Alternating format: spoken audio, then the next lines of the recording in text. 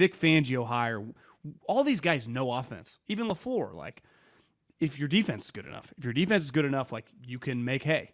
Like, ultimately, the Dolphins, like, if they are going to be a serious AFC contender, they're going to need to get some stops. Like, watch the fucking Chiefs on defense. Like, they're really good. Yeah. You know? And you got to play defense. Because you're not – do you think 70 in 2023, to me, is dramatically worse than anything that happened in the mid-60s at 72 points? Like, I don't even think they're comparable. Wait, the mid-1960s? The record was set in 66. Okay. Right, 72 points in a game, right? Yeah. Did you see that? Like, he had the chance to break the NFL record with a field goal at the end of the game. He didn't do it. And he said, we're not trying to kick them when they're down, even though they scored 70 points.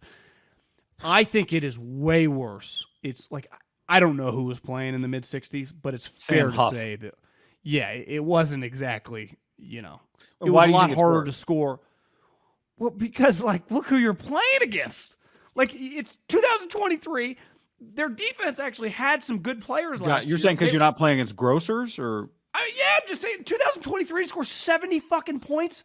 That reflects it. Like, that should be the new record. I guess that's my point. That should be the new record. Modern. This is the modern era. Yeah. Yes. Yeah. We don't see it really in college football games of any value. We don't see it, right? Oregon just put 81 a few weeks ago on Portland State. Yeah. I mean, that you go, okay, that is Oregon. That's Nike against the little engine that can't. This is an NFL game between NFL teams. But it's the same thing, I would imagine, if you went and watched the third and fourth quarter of that game. Aren't they playing like their fourth-string running back who is just killing those guys? Yeah. In the NFL, you can take your starters out, but, okay, your backup running back goes. I think getting beat 50-0 or 50-3 is way better than losing 70-20. I don't know how you ever shake 70. You'd rather lose 50-0 in the NFL than 70-20. Yeah, I agree with you. The bigger the number, the worse it is. Points? That's 3 more touchdowns. 3 more touchdowns. The part that was crazy to me was that they didn't look like they were really trying to do anything crazy for the most part. They're just breaking off third-string running back 40-yard runs, 60-yard runs, whatever. So, I mean, because of that, a lot of people have the Dolphins at the top of their power rankings, John, this week. But still a lot to prove defensively. I mean, what he's done with Tua is just incredible. And really, some people would tell you we nitpick the Niners. Some people tell you we're too positive on the Niners.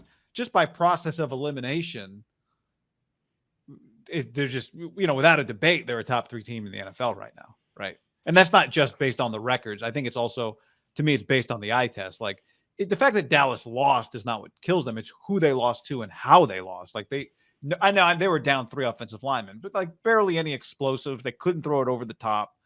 It's partly that too.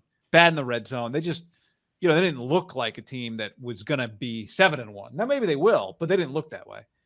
The Niners, Dolphins, and I would even say the Niners and Dolphins have been, just because the Eagles had a game 2 weeks ago that wasn't their best, probably a little ahead. But I give Philly a lot of credit for not looking their best and being undefeated. Like, you get credit for that because that's life. That's the way it works. Yeah, I mean, we did see the 49ers play Tua last year, and it did not go well for Tua.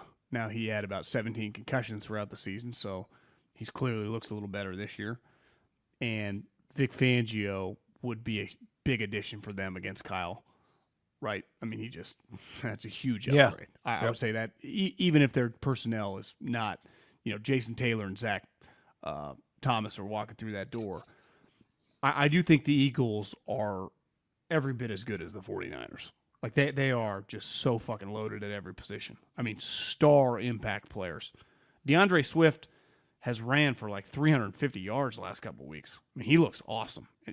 I had to Google the trade last night. They flip-flop picks in the 200s. It was like the Eagles gave pick 219 for pick 245, and they gave a 4th-round pick in 2025. So basically, they were just giving this guy away.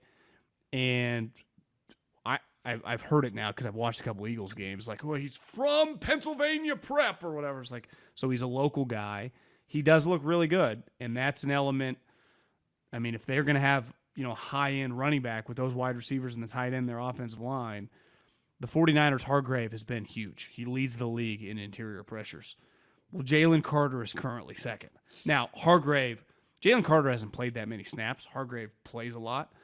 But that shows you, I mean, they got that talent that guy has and possesses. He had last night one of the fumbles where he punched. He had he's violent. He's fucking huge. Now, part of the reason he, quote-unquote, falls in a draft, when Pete Carroll passed on him or the Lions passed on him, wouldn't they all tell you, like, we know on an individual game or for a month, no one's passing on him because we don't think he's an elite player. We just don't trust this guy.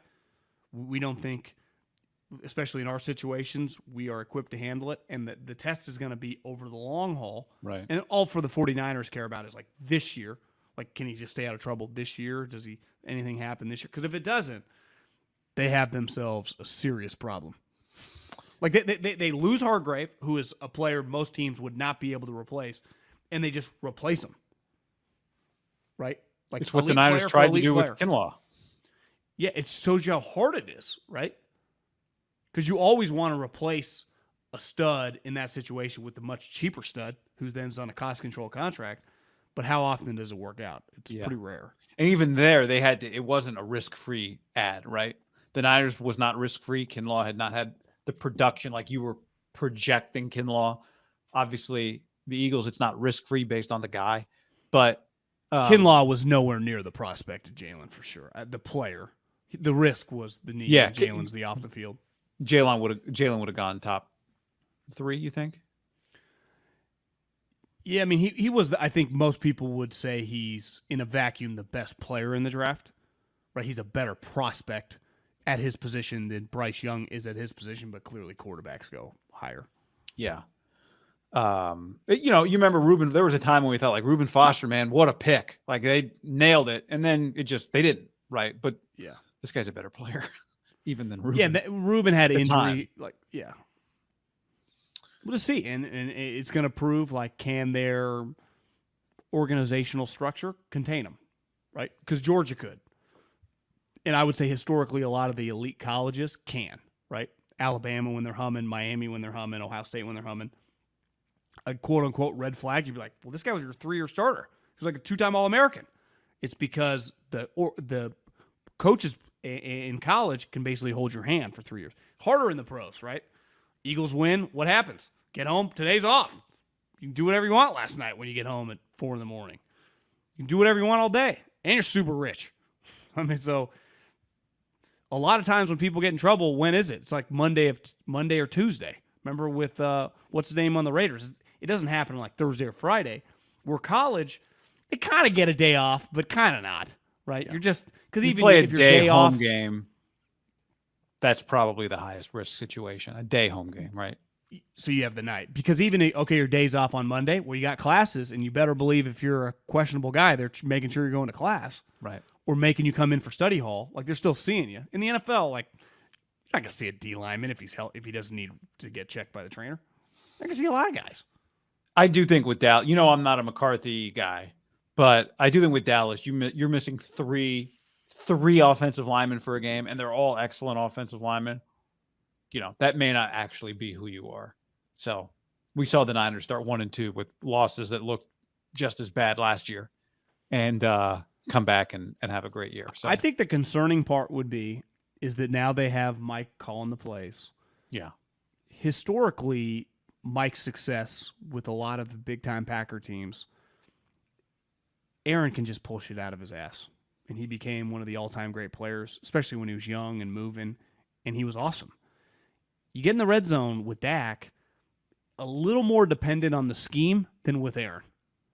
No different, like Andy can call a bad play and Mahomes can make it look awesome and no one knows. With Dak, they got in the red zone a couple times. Like you got CeeDee Lamb, you have Tony Pollard, they got Brandon Cooks now.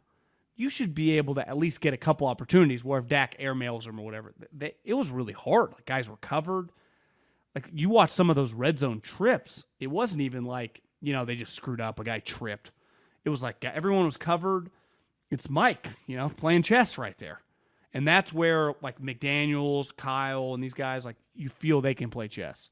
And Dak is pretty dependent, just like Brock Purdy is, on his offensive coordinator. Where Rodgers, in Rodgers' prime, just like that's where Mahomes, like it's not fair. He's got one of the great offensive coordinators of all time, and he's one of the most talented guys. And honestly, might speak to some of Rodgers' greatness. It's like, can you imagine if he would have had like an all-time great offensive coach? And McCarthy, he's not bad. Well, when him and LaFleur got in sync, it was pretty devastating, right? Fuck yeah, he's rattling off MVPs. Yeah, so it matters. At 37 years old. Yeah, it matters. So that would be because physically, the Niners are going to have a game against some random team. Like, is it fair to say they're not going to go undefeated? Yes. And even if they beat the Eagles, they're going to lose a game that people are going to be like, how the fuck did that happen? Isn't that NFL 101? Like, if they go 15-2, more than likely, one of their 2 losses is a big-time head-scratcher. Yeah. It's easier to take when you're 3-0, 5-0, 6-1, 7-2, right? Than when it's last year, week 1, and you go, oh my, and then you're 1-2, and you're like, oh my God, is this team going to miss the playoffs? Right. And that's where Dallas losing, even if you say kind of, hey, I'm not going to make any grand proclamations out of one game in a conference that feels like it's a 3-team race for home field, and you're going to play both of them head to head, and one of them already has a loss. A win over Dallas would feel pretty big because it would feel like you are now 2 games ahead of them. I think that loss makes Dallas feel closer to like they're 12-5. And the Niners and Eagles have like 15 win upside, where Dallas just doesn't. And I think that gets to the Dak McCarthy combo. Both good. Yeah. But both probably not 15 win good at this point in time. If their defense is a little off, and they were getting gashed. I mean, they were getting gashed. The Niners, hell, that was happening with the Niners against last week against the Rams, or 2 weeks ago against the Rams. It was like, God, the first half, these guys are wide fucking open. Right. But what did they do? They scored 30. What was Dallas doing? They were struggling to score. Your defense could have off days. That was the problem with that. That to me is the biggest difference with Purdy than Jimmy. It's like you don't have to be perfect because their offense just hums a little more. By the way, Niners and see who the Eagles play next week. While you're doing that, I'll tell you that Niners and Cowboys play at the same time on Fox this Sunday. So Eagles Commanders, 10 a.m. Okay, that's a good morning game. Where's that game? Eagles have a little stretch here where they can rattle off some dubs. They get the Commanders at home. They go play the Rams, and then they play the Jets, but that's a hour bus ride. Yeah. Then they play the Dolphins on Sunday Night Football, which I would imagine is going to do some pretty big ratings. Yes. But that's 3 games that I think the Eagles feel destined right now at worst 5-1.